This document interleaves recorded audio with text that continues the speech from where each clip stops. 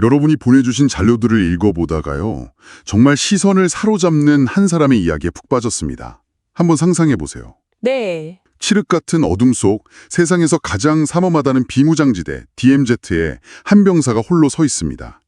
귓가에는 터질 듯한 자기 심장 소리만 들리고요.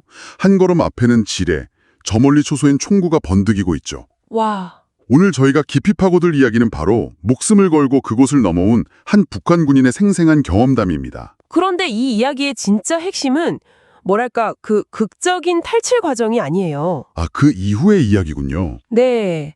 남한 땅에 첫 발을 내디딘 직후부터 그가 겪었던 어쩌면 사소해 보이지만 실은 거대한 충격이었던 경험들입니다.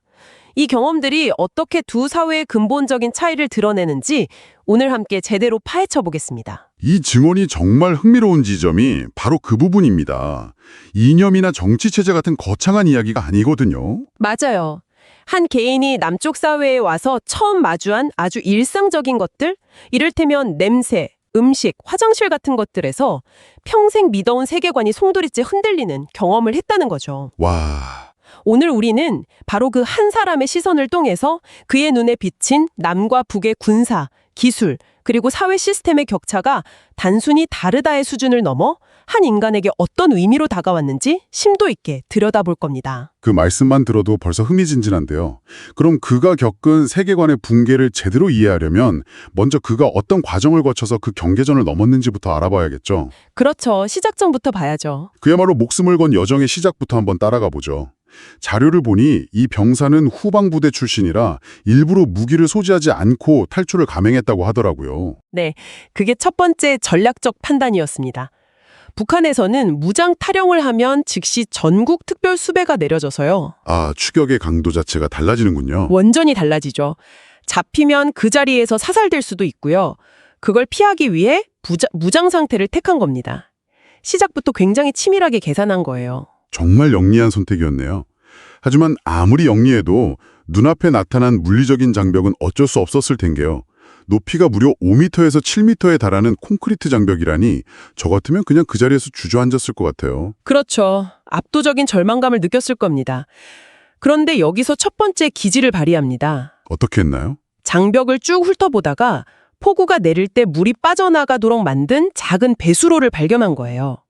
물론 쇠살창으로 막혀 있었지만 당시 오랜 군 생활로 극도로 마른 상태였기 때문에 그 좁은 틈 사이로 몸을 구겨 넣어 통과할 수 있었다고 합니다. 자기 신체 조건까지 계산해 넣은 거네요. 맞습니다. 정말 영화 같은데요? 그런데 그게 끝이 아니었잖아요. 그 뒤로 총 7겹의 철책이 그를 기다리고 있었다고요. 네, 6개는 전기가 흐르는 전기철책, 1개는 날카로운 가시철조망. 아니, 이걸 대체 어떻게 뚫고 지나간 거죠? 여기서 그의 침착함과 창의성이 빛을 발합니다. 먼저 땀에 젖은 자신의 모자를 살짝 철책에 대보는 방식으로 전기가 흐르는지 확인했다고 해요. 와, 찌릿하는 감각이 오면 주변에 있는 마른 나뭇가지를 지렛대처럼 철책 밑에 끼워서 살짝 들어 올린 다음 그 아래 흙을 파내고 포복 자세로 기어서 통과한 겁니다. 잠깐만요. 그런 과정을 7번이나 반복했다고요? 네, 7번이요. 한 번만 해도 온몸에 힘이 다 빠지고 정신적으로 피폐해졌을 것 같은데요. 세 번째, 네 번째 철책을 마주했을 땐 그냥 돌아갈까 하는 생각이 들 법도 한데 말이죠. 바로 그겁니다. 그 철책들은 단순한 물리적 장애물이 아니에요. 사람의 의지를 꺾기 위한 심리적 장벽이기도 합니다. 아, 넘어도 또 나타나는 절망감. 그걸 7번이나 이겨냈다는 건 그가 등 뒤에 두고 온 현실이 7겹의 철책보다 더 끔찍했다는 방증이기도 하죠. 와, 그렇게 생각하니 무게감이 완전히 다르네요. 그리고 마침내 최후의 관문, 약 2km에 달하는 지뢰지대에 도착합니다. 한 걸음만 잘못되면 모든 게 끝나는 상황. 여기서부터는 정말 운에 맡길 수밖에 없었을까요? 보통은 그렇게 생각하죠. 하지만 그는 운에만 기대지 않았습니다. 여기서도 주변 환경을 놀랍도록 기민하게 활용해요. 어떤 식으로요? 며칠 전 내린 비로 젖었던 땅이 마르면서 흙 위에 선명하게 찍힌 짐승의 발자국을 발견한 겁니다. 아, 멧돼지나 고라니 같은 동물들이요? 맞습니다. 짐승들은 본능적으로 위험한 곳을 피하고 또 몸무게가 가벼워서 지뢰를 밟아도 터지지 않을 가능성이 높죠. 그렇군요. 그는 짐승이 지나간 길은 안전할 것이다 라는 합리적인 추론을 하고 체중을 최대한 분산시키기 위해 네 발로 기어서 오직 그 짐승의 발자국만 정확히 밟으며 2km의 지뢰밭을 통과했다고 합니다. 세상에. 자료에 등줄기에서 식은땀이 폭포수처럼 흘렀다라고 표현되어 있는데 그 긴장감이 그대로 전해지는 것 같습니다. 이건 정말 단순한 운이 아니네요. 북한 초소의 경계태세를 미리 파악한 치밀함, 짐승 발자국이라는 단서를 활용한 창의성, 그리고 자신의 신체 조건까지 계산해 넣은 대담함. 맞습니다. 이 모든 게 결합된 결과죠.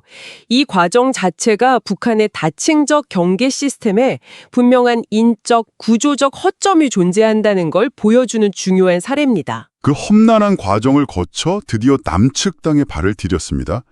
그런데 여기서 제가 가장 이해하기 힘들었던 정말 의외의 행동을 하더라고요. 남측 CCTV 앞에서 일부러 옷에 흙을 털면서 자신의 존재를 알리려고 했다는 부분입니다. 아, 그 부분이죠. 보통은 숨으려고 하지 않나요? 목숨 걸고 넘어왔는데 왜 갑자기 자기를 드러내려고 한 걸까요? 그 행동이야말로 그가 어떤 세상에서 왔는지를 가장 극명하게 보여주는 장면입니다.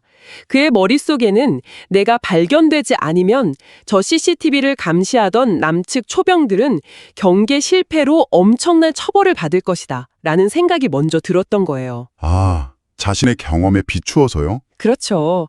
북한에서는 상상도 못할 문책과 처벌이 뒤따르니까요. 적군 병사의 안위를 걱정하는 어찌 보면 굉장히 모순적인 심리 상태인데 이건 순수한 이타심이라기보다는 자신이 평생 겪어온 억압적인 시스템이 상대에게도 똑같이 적용될 거라는 일종의 투영이었던 셈이죠. 정말 충격적이네요. 그렇게 그의 존재가 알려지고 남측에서 정지라는 방송이 나옵니다. 그런데 자료를 보면 이 정지라는 말을 이해하지 못해서 계속 다가갔다고 해요. 네, 맞아요. 그러다 사격하겠다는 말을 듣고서야 멈춰섰다니 정말 아찔한 순간이었어요. 네, 정지와 서시오라는 70년의 분단이 만들어낸 아주 사소한 군사용어의 차이가 한 사람의 목숨을 앗아갈 뻔한 거죠. 언어의 이질성이 실제 현장에서 얼마나 큰 위험 요소가 될 수 있는지 보여주는 대목입니다. 있습니다. 키가 훌쩍 크고 피부가 하얀 군인들을 보고는 자기를 맞이하려고 특별히 뽑아놓은 영화 배우나 영접조인 줄 알았다고 하잖아요. 하하, 그렇죠. 북한에서는 열병식 같은 큰 행사가 있을 때 체격 조건이 좋은 군인들을 따로 선발해서 보여주기식으로 내세우거든요. 아, 그런 배경이 있었군요. 네, 당연히 그런 특수 인력일 거라고 생각한 거죠. 그런데 부대에 들어가 보니 모든 병사가 다 자신보다 머리 하나는 더 크고 건장하더라는 겁니다. 특히 모든 병사가 방탄복을 입고 있는 모습에 완전히 압도되었다는 표현이 인상 깊었어요. 바로 그 지점입니다. 북한에서는 최고 지도자를 경호하는 최정예 병력이나 입검할까 한 장비인데 여기서는 그게 모든 병사의 기본 보급품이라는 사실에 말문이 막혔다고 하더라고요. 상상해보세요. 평생 남조선 군대는 굶주리고 허약해서 미군 없이는 아무것도 못한다고 교육받았습니다. 그런데 눈앞에 나타난 현실은 잘 먹어서 체격도 좋고 심지어 병사 한 명 한 명의 생명을 보호하기 위한 최첨단 장비까지 갖춘 군대인 거죠. 아하. 이 첫 만남은 그가 9년간 믿어온 선전과 세뇌가 와르르 무너져 내리는 첫 번째 균열이었습니다. 그 어떤 이념 교육보다 강력한 눈앞의 실체가 주는 충격이었죠. 자, 이제 군부대 안으로 들어서면서부터 본격적인 문화 충격, 아니 문명 충격이 시작됩니다. 그를 가장 먼저 놀라게 한 게 의외로 냄새였다는 부분이 흥미로웠어요. 네, 북한 막사는 수십 명이 함께 생활하다 보니 어쩔 수 없이 땀 냄새와 발 냄새가 늘 진동하는데 남한 막사에 들어서는 순간 아무런 불쾌한 냄새 없이 쾌적한 공기가 느껴졌다는 거죠. 그 이유를 처음에는 몰랐다고요. 네, 그 이유가 바로 에어컨이었죠. 태어나서 처음으로 에어컨 바람을 쐬어봤다고. 맞습니다.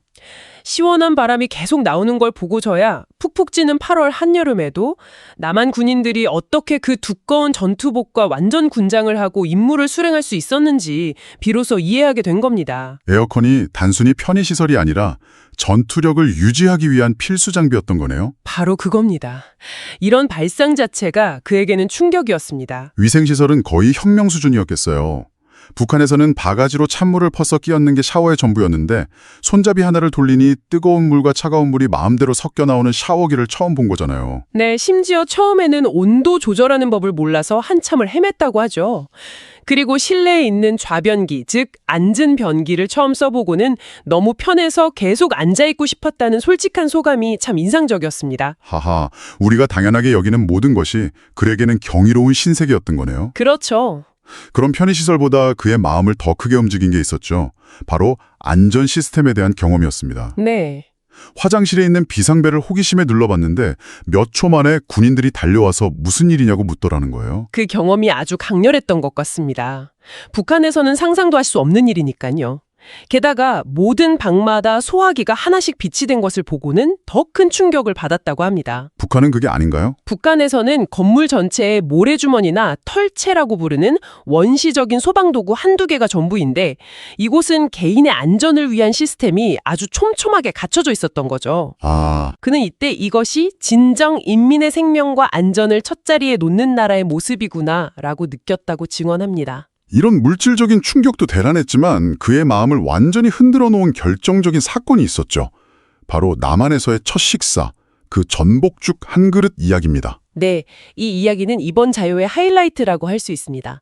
3일이나 굶었으니 당연히 쌀밥에 고기 반찬을 기대했는데 웬 허여물 건 죽 한 그릇이 나오니 얼마나 실망했겠어요. 저도 그랬을 것 같아요. 자료를 보면 고작 이걸 먹으려고 내가 목숨을 걸고 왔나 하는 생각까지 들었다고 합니다. 그런데 그 실망감이 순식간에 다른 감정으로 바뀌죠. 한 남한 군인이 다가와서 조용히 설명해주는 장면에서요. 맞습니다. 오랫동안 굶었기 때문에 갑자기 기름진 밥을 먹으면 위에 탈이 날 수 있습니다. 속을 먼저 달래야 합니다. 바로 그 순간입니다. 그는 무언가 망치로 머리를 맞은 듯한 충격을 받았다고 고백합니다.